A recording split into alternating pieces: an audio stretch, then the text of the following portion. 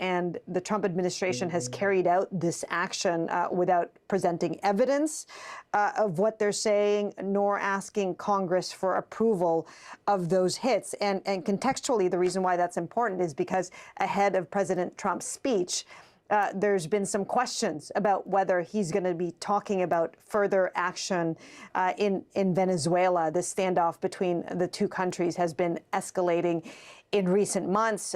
Just this week, President Trump announced that an armada has now surrounded Venezuela, and that there is a full blockade of Venezuelan oil. And there are questions whether Trump will make good on what he said recently, that there could be land action in Venezuela, and also validate what we heard from Susie Wiles in that interview that she gave to Vanity Fair, that Trump's goal in Venezuela is regime change, and that he is going to blow up boats until Maduro cries uncle. That's a direct quote from the article. So that is just breaking news right now, ahead of the speech, which is scheduled to start any minute now. And according to Trump, this is supposed to be about the big accomplishments of his first year in office in the second administration, and a look ahead to the next 3 years. Remember, he made some pretty big promises ahead of, during his inauguration, promises that he would accomplish on day one. Some of those promises, Ian, has not. Okay, Chris, let me jump in now, and let's take the president's speech live now. And some would say in the history of our country, which caused prices to be higher than ever before, making life unaffordable for millions and millions of Americans. This happened during a Democrat administration, and it's when we first began hearing the word affordability. Our border was open, and because of this, our country was being invaded by an army of 25 million people, many who came from prisons and jails, mental institutions, and insane asylums. They were drug dealers, gang members, and even 11,888 murderers, more than 50% of whom killed more than one person. This is what the Biden administration allowed to happen to our country, and it can never be allowed to happen again. We had men playing in women's sports, transgender for everybody, crime at record levels with law enforcement, and words such as that just absolutely forbidden.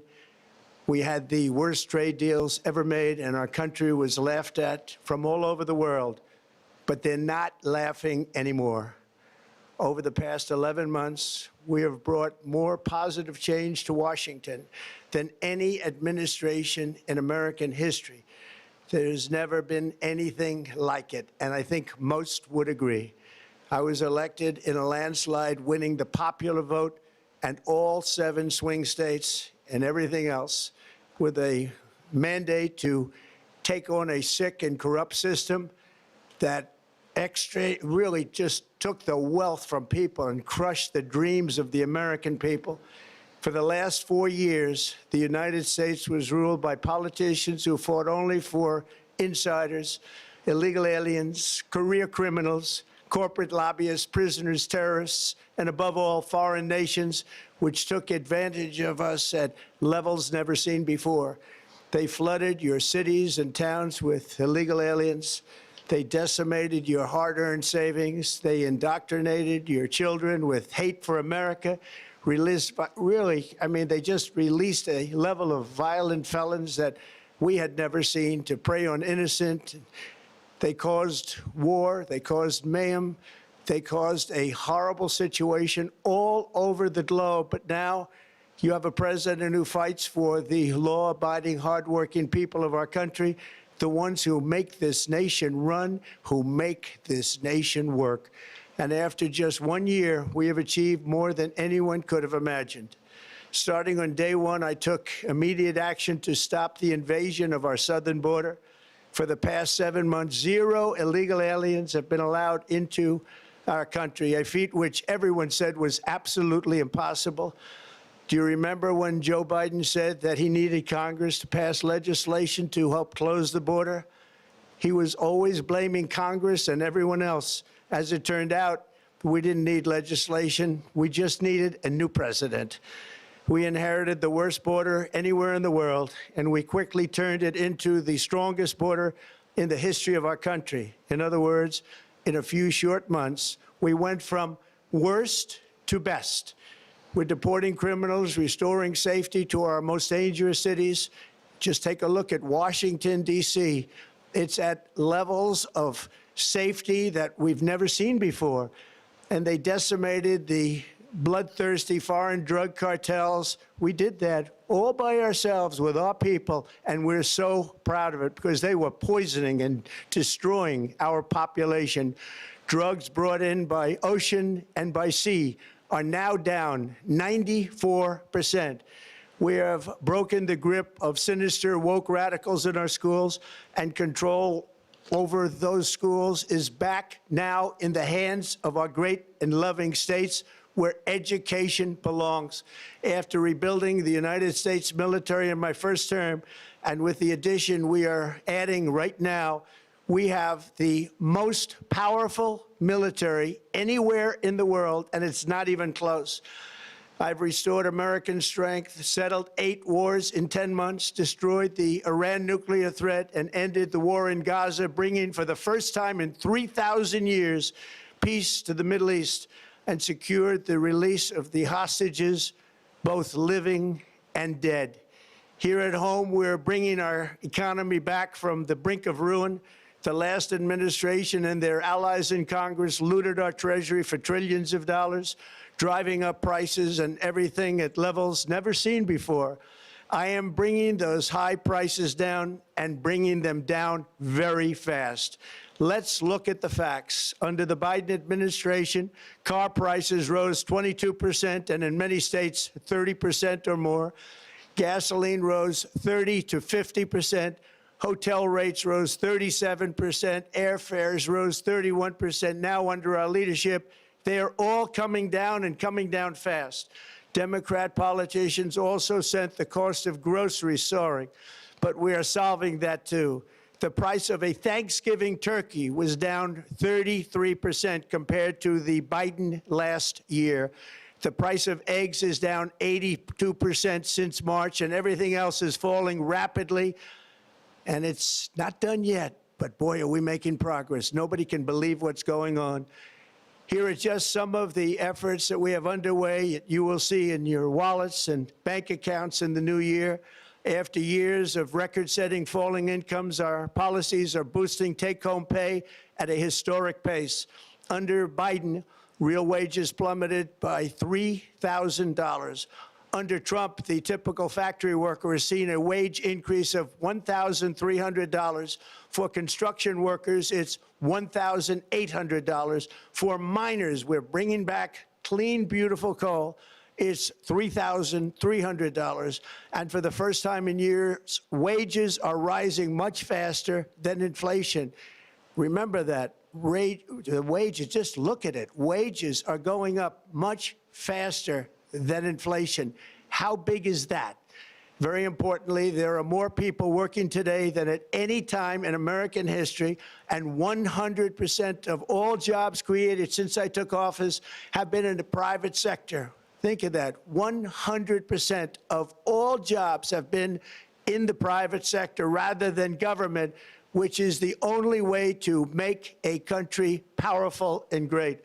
This historic trend will continue. Already, I've secured a record-breaking $18 trillion of investment into the United States, which means jobs, wage increases, growth, factory openings, and far greater national security. Much of this success has been accomplished by tariffs. My favorite word, tariffs, which for many decades have been used successfully by other countries against us, but not anymore. Companies know that if they build in America, there are no tariffs, and that's why they're coming home to the USA in record numbers. They're building factories and plants at levels we haven't seen, AI, automobiles. We're doing what nobody thought was even possible, not even remotely possible. There has never, frankly, been anything like it. 1 year ago, our country was dead. We were absolutely dead. Our country was ready to fail. totally failed. Now we're the hottest country anywhere in the world, and that's said by every single leader that I've spoken to over the last 5 months. Next year, you will also see the results of the largest tax cuts in American history that were really accomplished through our great, big, beautiful bill, perhaps the most sweeping legislation ever passed in Congress. We wrapped 12 different bills up into one beautiful bill. That includes no tax on tips, no tax on overtime, and no tax on Social Security for our great seniors. Under these cuts, many families will be saving between $11,000 and $20,000 a year, and next spring is projected to be the largest tax refund season of all time. Because of tariffs, along with the just passed One Big Beautiful Bill, tonight I am also proud to announce that more than 1,450,000, think of this, 1,450,000 military service members will receive a special, we call Warrior Dividend before Christmas, a Warrior Dividend.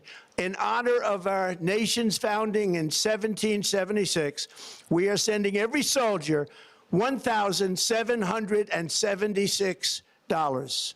Think of that.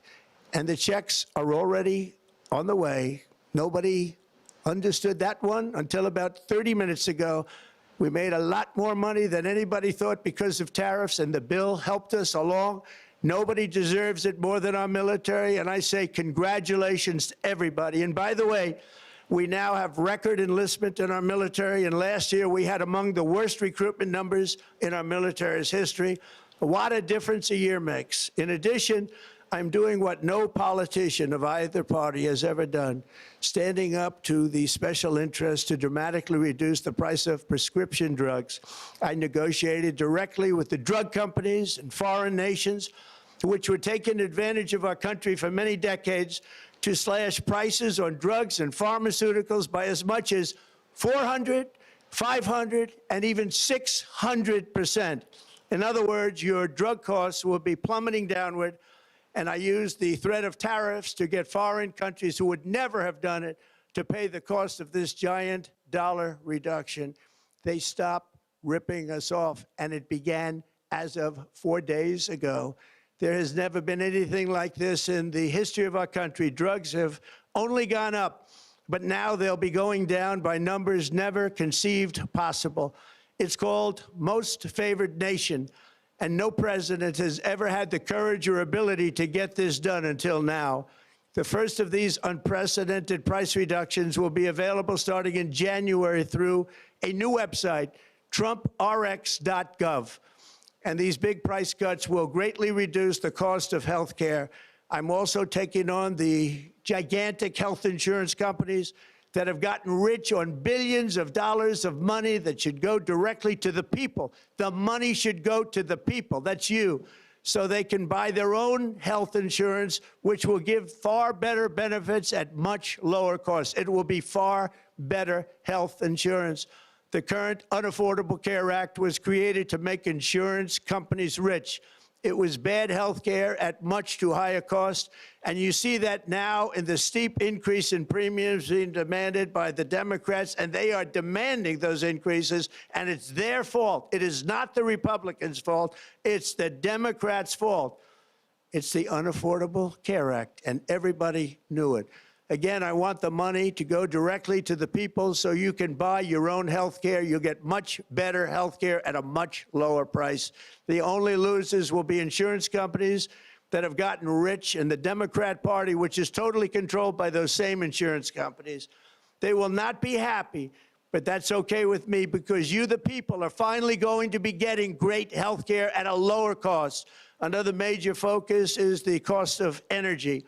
For years, the radical left Democrats exploited the green energy scam as an excuse to funnel many billions of dollars into their own massive slush funds, as their energy restrictions drastically drove up prices, and they drove them up at record levels. Electricity costs surged 30 to 100% under Biden, and the typical family lost $5,000 to $10,000 in higher energy costs. Think of that, $5,000 to $10,000 you lost. On day one, I declared a national energy emergency.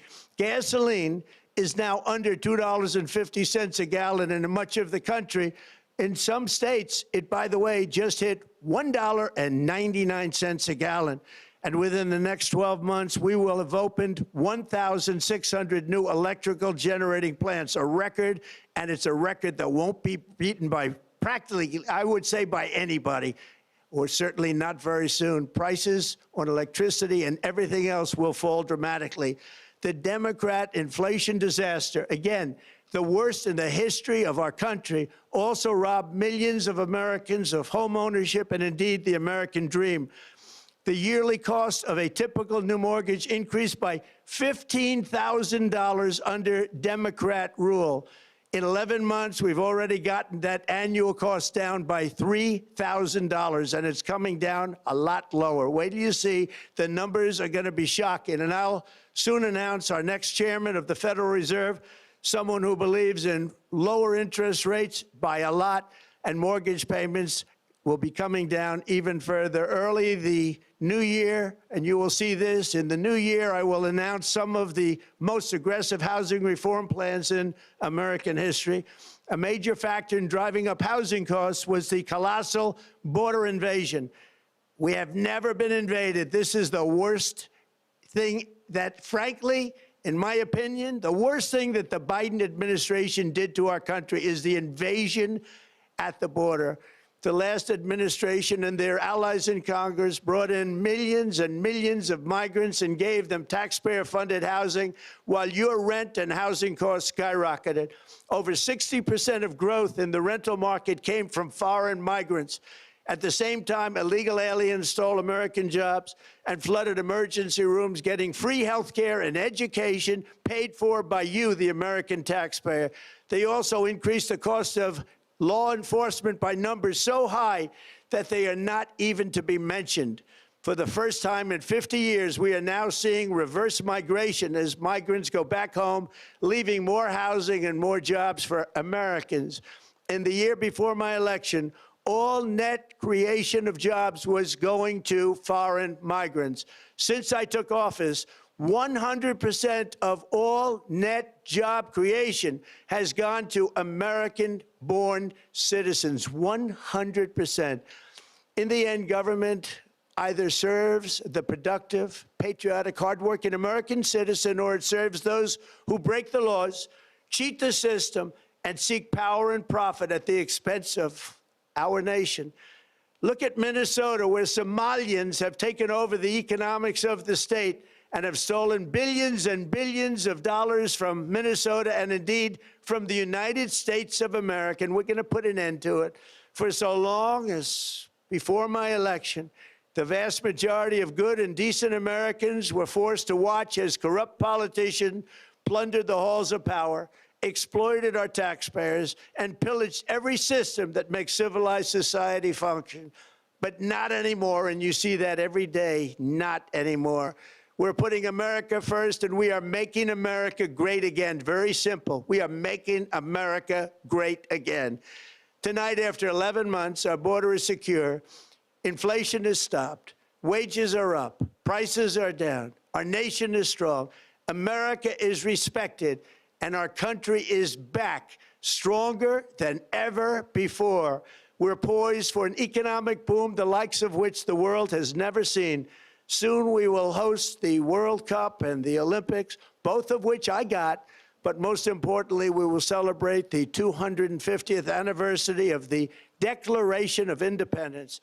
There could be no more fitting tribute to this epic milestone than to complete the comeback of America that began just 1 year ago. When the world looks at us next year, let them see a nation that is loyal to its citizens, faithful to its workers, confident to its identity, certain to its destiny, and the envy of the entire globe. We are respected again like we have never been respected before. To each and every one of you, have a Merry Christmas and a Happy New Year. God bless you all.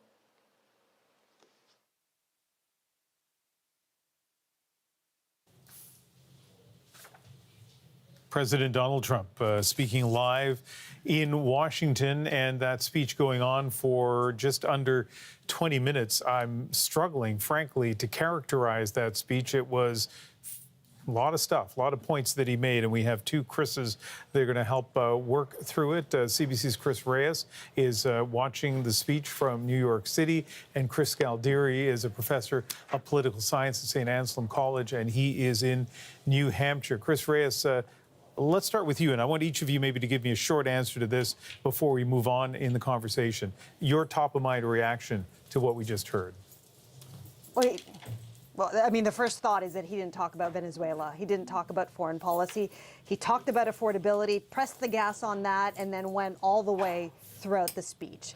The other thing that came to mind, Ian, is that I was at the Republican National Convention when Trump bagged officially the nomination for his party, and he seemed to be channeling a lot of what he said in that speech. And what's important to note there is at that time, the mania for Trump was at peak levels, and he seems to be going back to that, reminding Americans why they voted for him in the first place. Chris Galdieri, your sort of top-of-mind impression of what we just heard. I thought it was flailing and desperate. Trump has had a really difficult run lately since the government shutdown, the off-year elections last month, the vote on the Epstein files. And it really just seems like he took all of his greatest hits, threw them in the blender, put the blender on the teleprompter, and read what came out very, very quickly. It was one of the strangest speeches I think an American president has ever given. Yeah, and Chris Galdieri, and I'll mention your full names because we happen to have two Chris's live on the air at the same time. Chris Galdieri, as you listen to what Donald Trump says, I'll tell you one of the things that strikes me, but for you in the United States, I think you have a clear sense of this. I don't know how many people are going to have listened to the entire 18 or 19 minutes. Most people, I think, are going to get their coverage of this via social media, via cable networks. I feel like Fox's coverage of this is going to be completely different from CNN's coverage. But what's your sense of that? I do think that's right. And, we're in such a fragmented media environment. With a speech like this, you'll see, a line picked out here, a line picked out there. But what struck me is that there was really nothing uniting this. He presented this as something of a victory lap coming up on his first year since he returned to office. But, there was nothing holding it together. It was just, incorrect statistics about crime, false claims about immigration, the idea that somehow illegal immigrants are taking all of the housing. It was just weird. It was a very strange speech. I don't know who the audience for this was, and I honestly don't know what the takeaway points for it were. I don't think Trump did himself much good with this, and I certainly don't think that whoever put this together for him served his interests at all well. And Chris Reyes, as a reporter for CBC, you have less latitude in kind of giving your interpretation of this. But I think it is important for us to talk about a few things here. One is the tone about immigrants, kind of equating immigration with criminals coming across the border, talking about protecting jobs for U.S.-born citizens as opposed to immigrants who are U.S. citizens. The comments about Somalis, which I just can't imagine a Canadian politician, a major Canadian politician, making those kinds of comments, or if they did, surviving making those kinds of comments politically. But Chris Reyes, again, you're in the United States. Tell me a little bit about how that sat with you to hear the president talking about immigrants that way. Again, we've heard all of these things before, and that's why, I bring up the Republican National Convention, because this is a lot of what I heard from Trump during that gathering. This speaks directly to his base, and what the speech sounded to me it is a stump speech ahead of the midterm elections. And remember, we talked about the backdrop of this speech. He's got some of the lowest approval rating of this year that we're seeing coming out of some polls. You've got some 2/3 of Americans in some surveys saying that they don't trust him with the economy, which was a defining platform in his campaign that helped him win that election. And the reason why the first word that I brought up was affordability is that I covered the election here in New York, in which a Democratic socialist won in the capital, a center of not just this country, but the world, running entirely on an agenda of affordability. And we saw that shocking meeting between Trump and Zoran Mamdani, in which Trump seemed to admire his, at the very least, his charisma. And since that meeting, all you hear across U.S. media when talking about the issues that matter to Americans, you only hear one word. You hear affordability.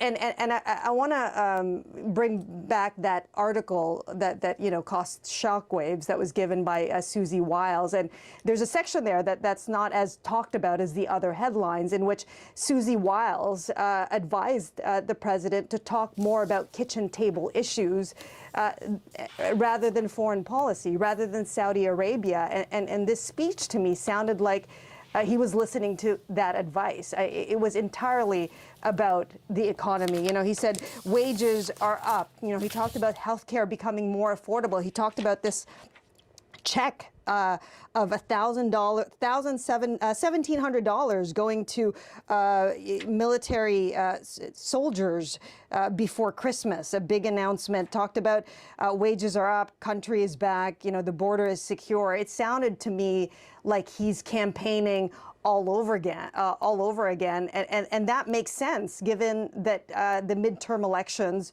are coming up next year, and in the elections that happened just in November, where you had elections in California and in New Jersey and here in New York, Democrats swept those races, and it was a bellwether for how people felt about the economy.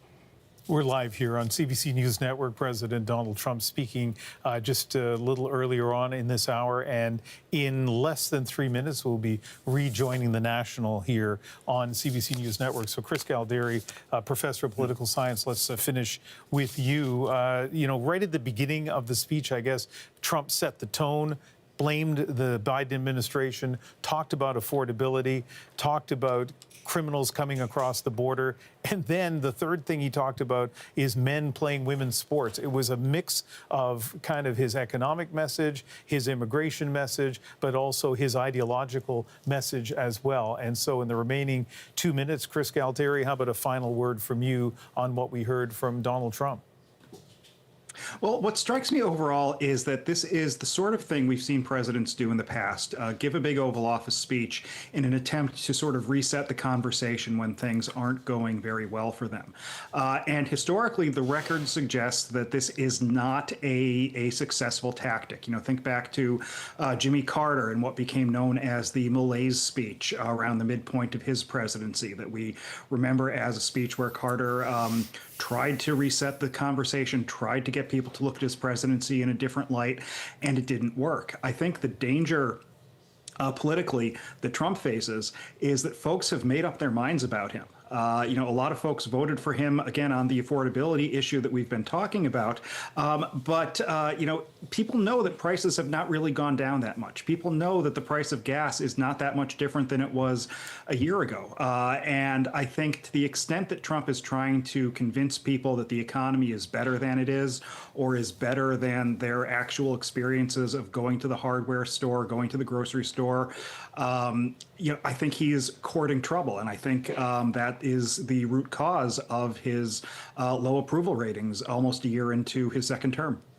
Yeah, although in a polarized America, I guess we'll see whether the reaction to this speech will be polarized as well. Some people perhaps cheering it on and some people just shaking their heads in dismay. Chris Galdari, political science professor, joining us from New Hampshire tonight. Chris Reyes, CBC reporter in New York City. Thanks to both of you. And for those of you who are watching on CBC News Network, we're about to rejoin the first edition of The National, which is in progress. You can watch the entire National coming up at the top of the next hour on CBC News Network, and of course at 10 o'clock local time across the country. I'm Ian Hannamansing in Vancouver. We'll be back with our program tomorrow, 7 Eastern, 4 Pacific. Good night.